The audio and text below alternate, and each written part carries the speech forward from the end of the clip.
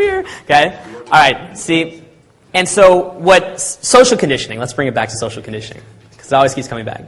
What social conditioning does is it disconnects you from that.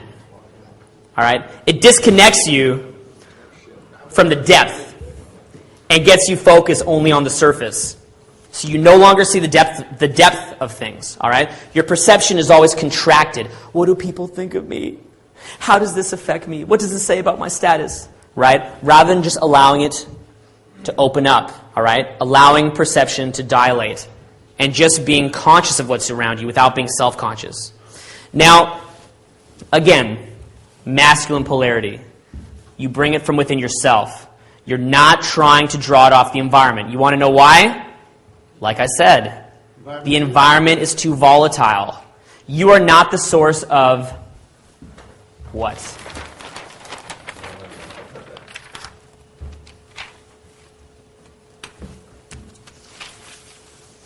You cannot be the source of grounding energy when you're trying to draw a state off of your environment.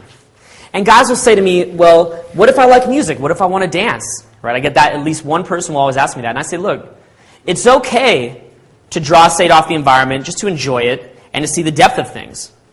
All right? It's fine. You know, if you feel the music, it moves through you, whatever it is, that's fine. But simultaneously, it cannot be your primary source. All right? It's not the main place that you draw a state from. It's just one of many. But look, you can draw state off of your environment, but eventually, you know, you always have that ability to go back within yourself. In fact, you guys want to talk about relationships for 2 seconds? Let me even tell you this. Have you guys ever heard of the Coolidge effect? Calvin Coolidge? Yeah, Calvin Coolidge, right? And what the Coolidge effect is how people are known to get sick of having sex with the same girl over and over. So you know how like when you have a girlfriend and then at first the sex is like blisteringly hot and then over time maybe it goes down? Like maybe the frequency of sex goes down or the enjoyment that you get out of sex goes down. And people say, well, hey, I can't help that, right? That's the Coolidge effect. There's even this science stuff behind it, right? But the thing is, when you're in a relationship in the long term, if you want to continue to enjoy sex, sex cannot be about drawing state from the environment. In other words, sex cannot be about, in the long term, in the short term, fine, right? But in the long term, when you have a relationship, you cannot be drawing state, like the emotions that you're looking for, from the same girl when you're having sex with the same girl over and over. In fact, sex is an outpouring of energy, right? It's not a neediness, it's an outpouring, all right? It's that chance to like when we're screaming up here and yelling and stuff like that? That is what sex is in the long term. It's an expression. It's just a way to just go nuts, right? It's a way to cut loose. It's a way to sort of focus on what you're doing. Did you guys know that even like washing dishes can be like a meditative practice? Like just washing the dishes, right? And like washing as you clean it. One thing that like, as I've grown RSD and stuff like that, you'll always still see me like helping the guys setting up the tables and stuff like that, helping on all the little areas because I enjoy it. I don't like a lot of people in business, like my business managers and advisors and stuff. They're all like, oh, you've got to cut out everything that's menial and blah blah blah. And I understand that, and I believe in delegation, but like I really like to be down there, enjoying it, right? And it's the same reason why I don't think you should ever feel a need to always talk to high status people, right? Like people have this desire to keep drawing state off the environment, so they keep trying to chase high status people. But people are just people, right? And when you speak with somebody, it's not like you're trying to draw off of them. It's that it's an expression, it's an outpouring. And what's amazing about that is that when you have that kind of mindset, to be able to walk up to a woman who's drop dead gorgeous, it's no problem. Because all people are equal to you. And it will make you a lot more naturally screening, doesn't it? Because you're not like already just completely sold on her just because she happens to be in a tight skirt or something like that. Isn't it kind of ironic that it's almost like only when you kind of like transcend that desperate need is when you start getting the super hot girls, right? Like the guys that are really great, they're totally indifferent to looks typically. Like they've been with like countless dream hot Maxim magazine type girls, but they're just as happy to be with like a more regular type girl. They're really looking at the depth. All right, like for me, I found that as the years went on, I just experienced the depth of the girl that I'm talking to so much more strongly than I experience the surface layers. But because of that, meeting the girls who just have that superficial appearance is it just gets a lot easier, you know? It's like a afterthought almost. Now, like I said, so for the woman, she can draw a state off of her environment, right? That's fine. So she's the receiving one. You see what I'm saying? Have you guys ever noticed that, here's an interesting one. How weird is it when you first realize that a lot of women during sex like to have their hair pulled, like to get spanked, that kind of stuff? You guys had that one? Yeah. Okay. Do you remember like that first girl who like gets you to do that? I remember the first girl that ever got me to do that. And she's like, bite me, right? I want to bite you, right? She's like, do it, right? So I'm like, right? And she's like, harder, right? I'm like, okay. She's like, do it as hard as you can. I want to do it. Right? She's like, do it. I'm like that. She's like, oh, right? Oh my God. Okay? You know? And that's what she wants, right? You know, some girls, they want that. They want their hair pulled. They want the spanking. They want to be, you know, roughed around. Other girls are completely turned off by that. Like any sign of that is like, whoa, back off, right? Like it just, you know, it depends on the woman. But clearly there are a lot of women who enjoy that. And these aren't just like kooky women. I mean, these are women that you could be like in an intellectual discussion with, very well put together, but they want that, who's your daddy, like, you know, that raw sex. And if you don't give that to them, they'll find a guy that will.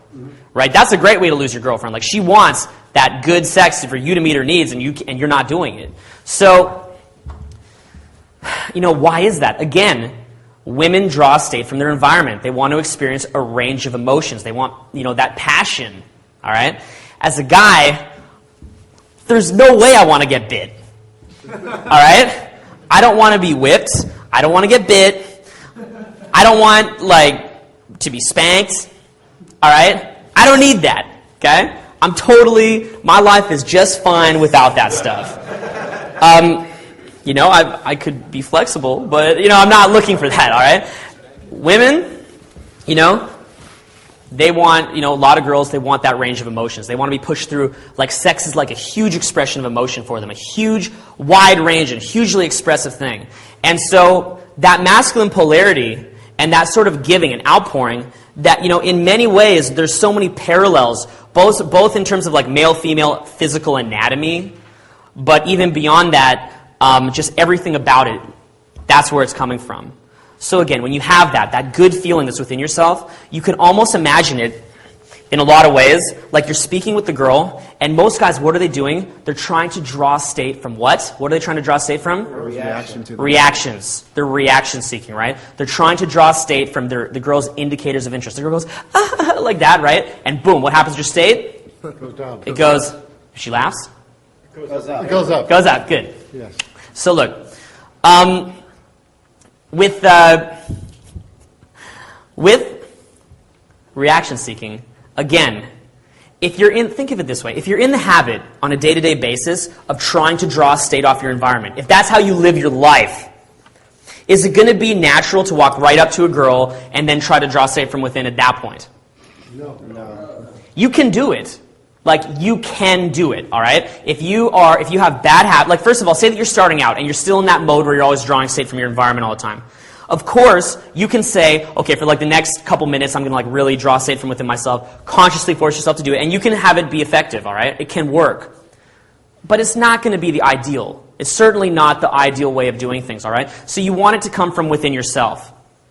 Isn't it interesting, too, how a lot of pickup, right? Like a lot of the way that guys pick up girls, what they'll do is they come up with all these little tactics, and I've done it myself, every little type of tactic to get the response from the girl to keep their state up. Yeah. Right? Do this to make her chase, do this to make her laugh. Yeah. It's keeping their state up. And remember how we talked about empirical science and how it's very fuzzy, like what causes attraction? If you go do all those tactics and then you have success, what are you going to think caused it? The tactics. Right? Especially if you come from, remember the foundational belief set, you're here and the girl's here? Yeah. Of course, you're going to believe that. But in reality, it may well, not always, but may well have just been your state. That masculine polarity that you had, because you successfully pushed all the buttons, right? You successfully kept her flooding you with indicators of interest. So you were able to pull it off. But you're taking value, not giving value. Well, it can definitely be like that. Well, but switches. yeah, like the thing is, you can still pick up a girl successfully like that. Because look, if you know all the right moves to keep the girl laughing at you continually, you know all of them, which I do, all right? Because I did it for years. So you know all the right moves to keep the girl laughing. It's so easy to maintain your state. Because you're like, okay, then I'll do this line, then I'll do this line, then I'll do this line. But here's the thing, you're walking a tightrope, aren't you? You're walking on eggshells. And then as we talked about, the tactics get played out, right? When more and more people learn them, and you've got that whole ball of wax. So essentially, what I later realized was, look, on a really hot night, when I get connected to that, again, she's determined that masculine power, that masculine polarity, when I get connected to that, when my awareness goes there, because isn't that really what it is? It's about awareness, like you... Okay? Slow down, and you get that awareness. When you get connected to that, you find success. So look, what do? We draw state from within ourselves. Now, again, this is an advanced seminar, and we're talking about, again, like I said, advanced, I hate the term, but advanced pickup artistry. And why is it that this will increase your closing the deal rate by maybe 10 times to 50 times what you have right now? The simple thing. All right? Because I don't harp on a small point like this if I think it's minor. Here's the reason why most of the guys in RSD have just seen results just shoot up so significantly, and also why the guys that come on program are, we're getting like so many reports now of like, instructors like with the guys on the program, like hooking up with girls and stuff, like in the same hotel. Craziness. Like it's literally gotten out of control. What happens very much when we think about congruence tests, if you guys think about that, is that when the girl is with you, she's initially giving the congruence test and seeing if you're holding your state. So you're holding your state, right? But at some point in that interaction, I really believe this, the girl will fully withdraw the indicators of interest. She will fully withdraw them at some point. So that there is no conceivable way that if you're drawing state from your environment, you could hold your state. Right. She will pull it away from you. So what'll happen is, you're like, oh, ha, ha, ha, blah, using this pickup line, that pickup line, she's giggling. You're like, yeah, you're going in state, you're getting dominant, you're doing really well, right? You can do well maybe for an hour, 2 hours, so it can look good initially. But at some point, she withdraws indicators of interest somewhere down the line. Maybe she even goes to the bathroom. What happens to your state when that happens? Like that. What happens when your state goes down? Start reacting. The internal dialogue comes back. All right? Have you guys ever had that where like you're totally in the zone, you're bringing a girl back up to your apartment, and then just as you're bringing her back up, you start to think. You start thinking about it. What's going to happen? Is this going to happen? Is it cool? Will my friends be impressed? Whatever. And and you see it. The attraction's going down. Yeah. All right. When you get blindsided by it. Yeah. I had a girl one time drive 3 hours to see me on the first date. Come to my hometown. We ate, and I was like a little insecure, but I was trying to play it cool. So I'm like, all right, I'm just not going to talk so much. I'm just going to try to like breathe and whatever, right? And she's like, let's go back to your apartment. I'm like, okay.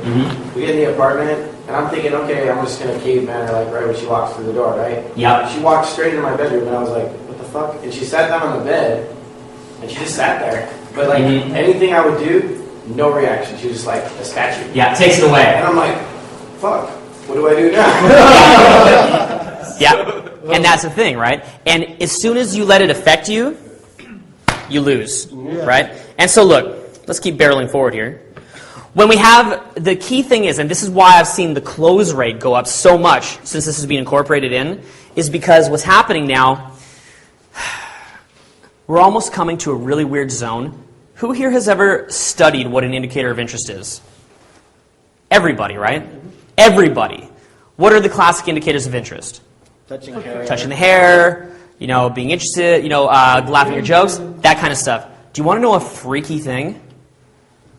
A lot of the best guys don't read indicators of interest. Yeah, they're oblivious. They do not read them. All right? What's that? Then you don't react. Exactly. In fact, I've gotten to a point now where to a lot of guys, I don't even want to teach indicators of interest. And it's sort of a dilemma for me as a teacher. Some guys, because that's why we run the boot camp so low ratio, like so that we can tailor the approach to the individual. But basically, some guys I might teach indicators of interest to, but a lot of guys I don't want to teach it to because I don't want them focusing on that, right? Like, ooh, that was an indicator of interest. My state goes up now. My little totem pole got higher, right? And then now it goes down. So we want that steadiness, all right? Because again, we're talking about sex-worthy guy. The clothes, all right? We're not talking about how to make a girl laugh in a nightclub and give you a flaky number. We're talking about the clothes here, all right? We're talking about getting this handled where you live in sexual abundance. So basically, yeah,